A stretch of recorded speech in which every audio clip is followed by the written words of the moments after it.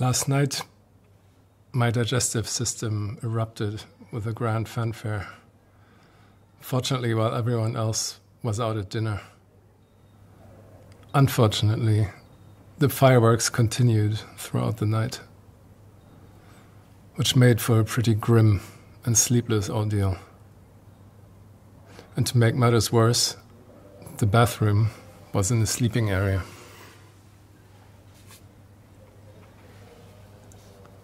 And the next day was a first for me on the Camino,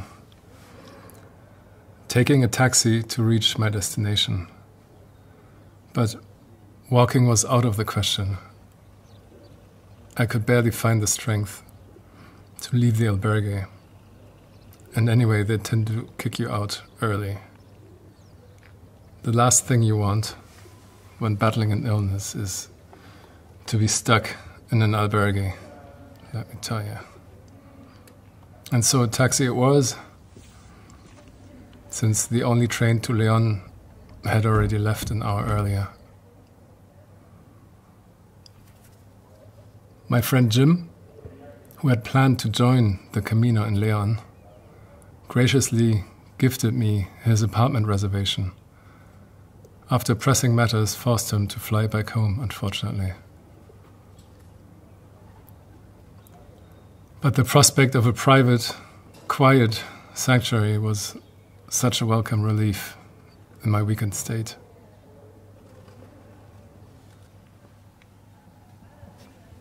And unlike my experience during the knee injury, where to watch the pilgrims walk along the path I should have been walking, but I was watching them from a bus.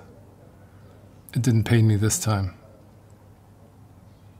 Exhaustion had drained me to the point where I could barely stand, and I was just grateful to sit in the car, being driven to a bed. So in the end, the meseta has gotten the better of me. As feared by many and loved by some for good reasons, it had won this round. I was disappointed not to walk those final steps to Léon, but there was just no question of continuing. I didn't want to put my entire health at risk.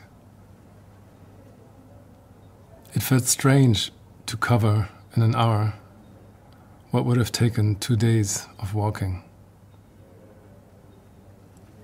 And yet that very hour provided a perspective on the pilgrim's journey. A semi-poetic reminder of the distance we traverse every day. My first 2 Caminos, although challenging, seemed like a breeze compared to this one.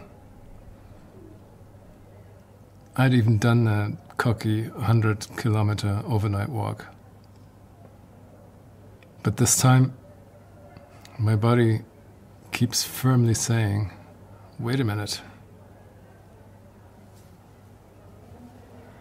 There's surely a message in there somewhere. It's a reminder that the Camino is a journey of growth and self-discovery and not a test of endurance. So let me see what I find out in the end. So I arrived in Léon, where I am right now, greeted by a beautiful apartment. The perfect safe space to recover. So thanks, Jim. I didn't leave the bed all day and slept all night. And while feeling better today, my energy level remains below 0. I feel completely drained. It's hard to pinpoint what caused it, but I suspect it was some rural tap water that my body violently did not agree with. I think I will focus on bottled water from now on. And then this afternoon, the sun decided to come out and send a few rays my way, which has its own magic qualities. So I go out every now and then, drinking tea, eating bananas, and honestly, looking forward to hitting the bed again soon. So here's hoping a few days of rest will restore me to walking outer.